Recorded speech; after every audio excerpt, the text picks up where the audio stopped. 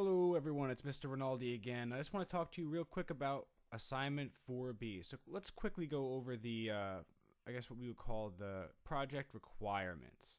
So here we go. We have this little 4B, and I guess it applies to 5B as well, the primer. This is what's going to prime you for the project. And you can start this project in any number of ways. You can use the sync tracks from 3B, which is probably the quickest. You could use the Radiohead Reckoner project, also located in doc sharing. It'd be an interesting way to do that. And of course, you can create an original project via your own musical recordings or samples you've created from other recordings, or any combination thereof. I'm going to keep it simple today, and I'm just going to do this one. I'm going to take my finished project from assignment 3B, my sync track, and I'm going to apply as many of these as I can in under 10 minutes that don't sound terrible. And of course, you always want to make sure that you are creative.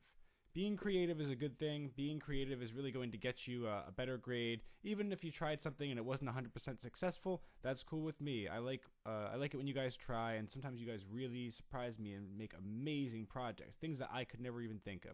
So let's go for some of that today. So this should look familiar. This is I have a syncing problem. Listen to my awful track. Here we go.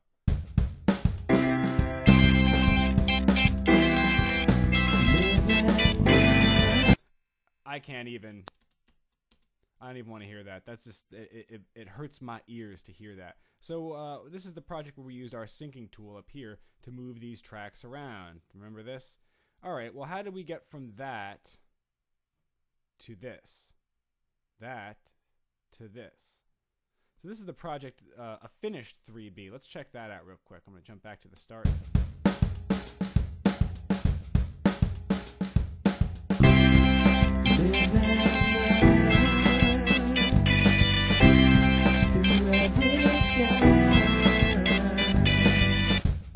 And then we got some extra drums in the end. So what we got going on here is a finished project.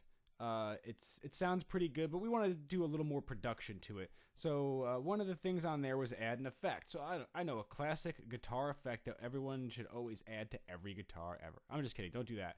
But it is pretty popular. I'm going to add my wah-wah, and I'm going to just keep whatever stock effect is in there. Let's check that out. Hopefully you're getting that stereo effect where it goes back and forth.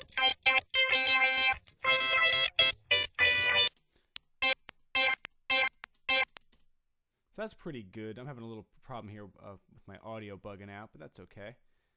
So I'm going to go back to the beginning, and that's one thing I just did. Very easy to do. I could add echo and reverb to a project too.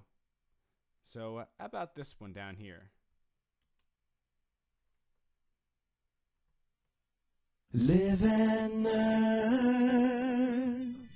So this might be a good place to put some reverb on the vocal. So I'm going to pick my track, as it is dark gray now, and I'm going to apply it to this whole region. Or of course I can just double click on my waveform. And I'm going to go to, where is it? Alphabetical order, Mr. Rinaldi. Echo. Oh no, I was supposed to do reverb, right? I'm going to go down to my G-verb unit. Having a hard time selecting that. Let me try that one more time. Alright. There we go. And I'm gonna dampen this a lot. I always want to preview.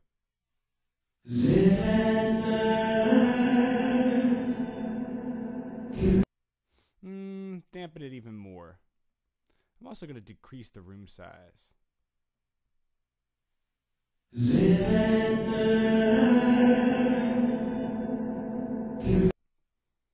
going to decrease the tail. And reverb time. I'm going to drop this down a lot.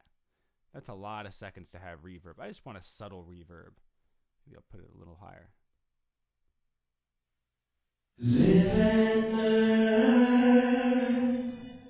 Now this is going to end up being very loud. I can tell you that right now.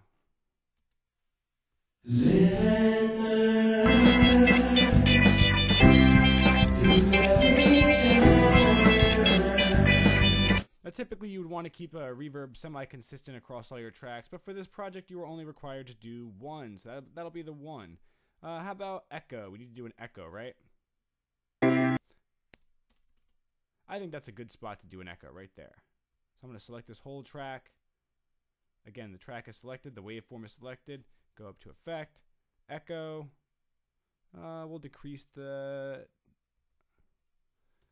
decay factor. Remember, this is how a percentage of how much quieter it will be. We're going to say 30% quieter. Delay time, we'll keep 1 second. That's fine. Because here's our initial sound source, which means my echo is going to be here. Right there. And it's going to be a small little echo. Let's check that out.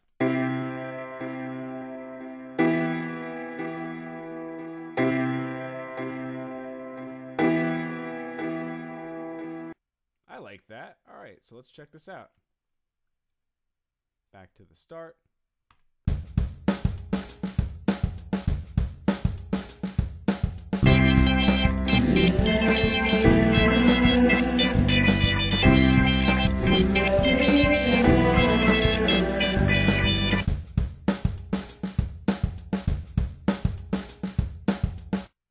Alright, but we still got to do some other things. Real quick, I'm going to show you the envelope filter, or the envelope filter, depending on where you're from.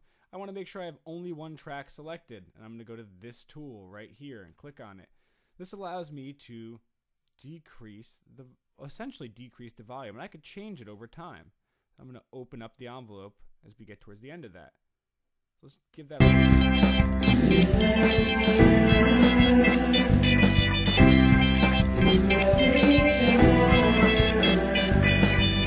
and we all know how much I dislike that sound right there. So I'm also going to jump ahead to Project 5B, and I'm going to apply some equalization to that. And I'm going to cut the treble. Hey, it's already pre-selected. My treble cut. Must be using it a lot. I'm going to cut some of that treble out.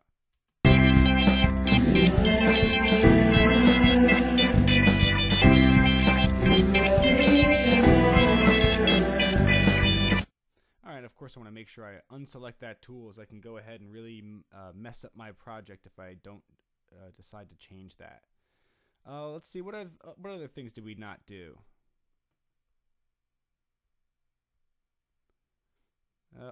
The mixer, of course. The mixer. So let's go back to that project. It's 4B again from our syncing project.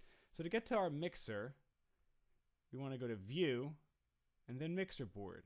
I also have this option checked, by the way, Show Clipping. This shows me when my output level's running pretty hot. So I like to keep that selected. It'll put a red line wherever I have what we'll call clipping or a mistake in my recording. So go to the mixer board and everything. I clearly labeled it so I know what's there.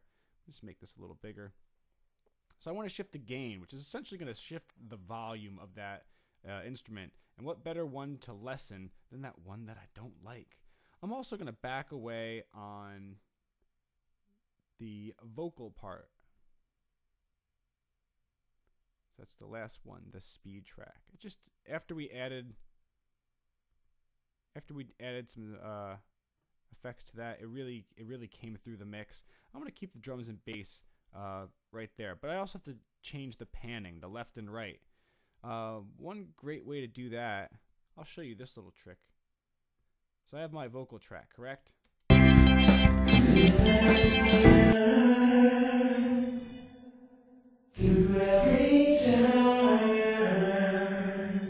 So it sounds a little strange at the moment, but I'm going to use my hotkey Control D, make sure I have this track selected, Control D, and it just duplicates the track. Now, why do I want two of these? Well, here's how you get a really big sound without offending your listener. So I have two of these tracks. I'm going to pan them, hard left, hard right. And I'm also going to change the volume of one of them. Maybe a little more than that. Okay, I'll close my mixer. Let's check those out one at a time. Getting the stereo effect. Through every time. So when it's all in the mix, we're gonna get this nice big sound.